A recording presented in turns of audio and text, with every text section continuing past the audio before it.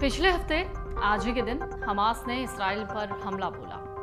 उसके बाद से इस्राएली सेना और हमास के बीच लगातार युद्ध छिड़ा हुआ है। इस बीच लोग इसराइल के प्रधानमंत्री बेंजामिन नेतान्याहू की चर्चा कर रहे हैं। लोगों को उनके बारे में जानने की बहुत दिलचस्पी है, तो आइए आज हम आपको बताने जा रहे हैं बेंजामिन नेतान्याहू के बारे में। लेकिन इस बीच जो उनके बयान सामने आए जब हमास ने हमला किया इसराइल पर, तो नेतान्याहू ने साफ लहजे में, यहाँ तक कि सख्त लहजे में कह दिया था कि हमास को कब्रिस्तान बनाकर छोड़ेंगे। तो इनके बारे में जाहिर है कुछ महत्वपूर्ण चीजें, महत्वपूर्ण बातें जान लेना जरूरी है। बेंजामिन नेतान्याहू का जन्म साल 1949 में तेल अवीव में हुआ। उन्हें बीबी नाम से बुलाया जाता है। नेतान्याहू इसराइल के पहले प्रधानमंत्री हैं जिनका जन्म देश की स्थापना के बाद हुआ। इसराइल की स्थापना 1948 में हुई। तेल अवीव में जन्मे नेतान्याहू की युवावस्था कुछ साल तक यरूशलेम में बीती। 3 भाई बहनों में दूसरे नंबर के नेतान्याहू ने अपनी स्कूली पढ़ाई पूरी करने के बाद साल 1967 में देश की सेना ज्वाइन की। 18 साल की उम्र में सेना में शामिल होने वाले नेतान्याहू 5 साल तक खतरनाक साइरट मत्कल नाम की स्पेशल फोर्स के स्पेशल कमांडो रहे। इस दौरान नेतान्याहू ने ऑपरेशन इन्फर्नो, ऑपरेशन गिफ्ट और ऑपरेशन ईसोटॉप सहित कई बड़े सैन्य अभियानों में हिस्सा लिया। इसके अलावा उन्होंने कई वॉर ऑफ अट्रिशन, योम किप्पुर जैसे बड़े युद्धों में इस्राएली सेना की ओर से भाग लिया। किप्पुर युद्ध में अपनी वीरता के लिए उन्हें कैप्टन का तमगा मिल गया। उसी दौरान सेना की वर्दी में कमांडो के रूप में नेतान्याहू की आकर्षक तस्वीरें इसराइल के युवाओं के बीच बहुत फेमस हुआ करती थी। खासकर लड़कियां बहुत पसंद करती थीं। शानदार कद काठी वाले नेतान्याहू का जबरदस्त क्रेज था। साल 1972 में सेना से अलग होने के बाद नेतान्याहू पढ़ाई करने के लिए अमेरिका गए। नेतान्याहू ने यहाँ बॉस्टन के मैसाचुसेट्स इंस्टीट्यूट ऑफ टेक्नोलॉजी यानी MIT से आर्किटेक्चर में ग्रेजुएशन और बिजनेस में मास्टर डिग्री हासिल की। इसके अलावा उन्होंने MIT और हार्वर्ड विश्वविद्यालय में राजनीति विज्ञान की पढ़ाई की। नेतान्याहू के बड़े भाई योनातान नेतान्याहू भी इस्राएली सेना में कैप्टन थे। योनातान दुनिया के सबसे खतरनाक मिशन ऑपरेशन एंटबी को अंजाम देने वाले टीम के कमांडर रहे थे। आपको बता दें, ऑपरेशन एंटबी या थंडरबोल्ट आतंकवादियों द्वारा युगांडा में कैद इस्राएली लोगों को छुड़ाने के लिए साल 1976 में चलाया गया। इसी मिशन के दौरान योनातान की जान चली गई। उनकी मौत के बाद उनके सम्मान में इस मिशन का नाम ऑपरेशन योनी रखा गया।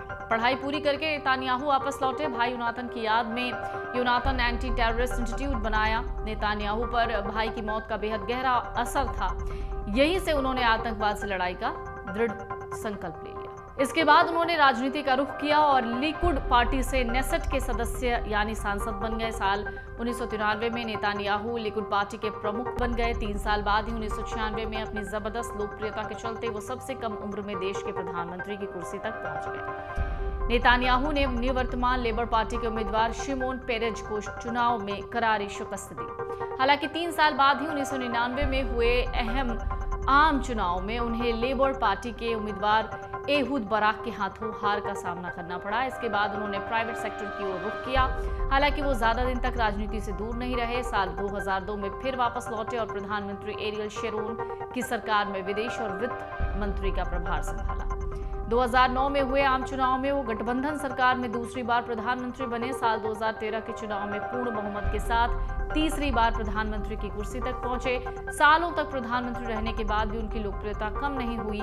यही वजह है साल 2015 में हुए आम चुनाव में एक बार फिर वो प्रधानमंत्री चुन लिए गए। इसके साथ ही चौथी बार प्रधानमंत्री बने नेतान्याहू ने देश के संस्थापक रहे बेन गुरियन के 4 बार प्रधानमंत्री बनने के रिकॉर्ड की बराबरी कर ली। प्रधानमंत्री के रूप में नेतान्याहू की 5वीं पारी मई 2020 में शुरू हुई। इस दौरान उन्होंने बेनी गैंज की पार्टी ब्लू एंड व्हाइट के साथ गठबंधन करके सरकार बनाई। 2022 के आम चुनाव के बाद एक बार फिर नेतान्याहू ने गठबंधन सरकार बनाई। 6ठी बार दिसंबर 2022 में प्रधानमंत्री बने। इसराइल के प्रधानमंत्री नेतान्याहू ने 3 बार शादी की है। नेतान्याहू की पहली शादी मिरियम वीजमैन से हुई, जिनसे वो इसराइल में मिले। दोनों से एक बेटी है जिनका नाम नोआ है। वीजमैन जब गर्भवती थी तभी नेतान्याहू की मुलाकात ब्रिटिश छात्रा फ्लेयर कार्टिस से हुई। दोनों का अफेयर हुआ। अफेयर की जानकारी होते ही वीजमैन ने नेतान्याहू से राहें अलग कर ली और तलाक ले लिया। 1981 में नेतान्याहू ने कार्टिस से रिश्ते के बंधन में बंधने की कोशिश की। हालांकि यह बंधन ज्यादा दिन नहीं चला। दंपति का 1984 में तलाक हो गया। इसके बाद सारा बेन आर्तुजी के रूप में नेतान्याहू की जिंदगी में तीसरी पत्नी आई। सारा तलाकशुदा महिला थी। जब दोनों की मुलाकात हुई तब वो फ्लाइट अटेंडेंट की नौकरी कर रही थी। दोनों ने 1991 में शादी की, जिनसे 2 बच्चे याइर और अबनेर हुए।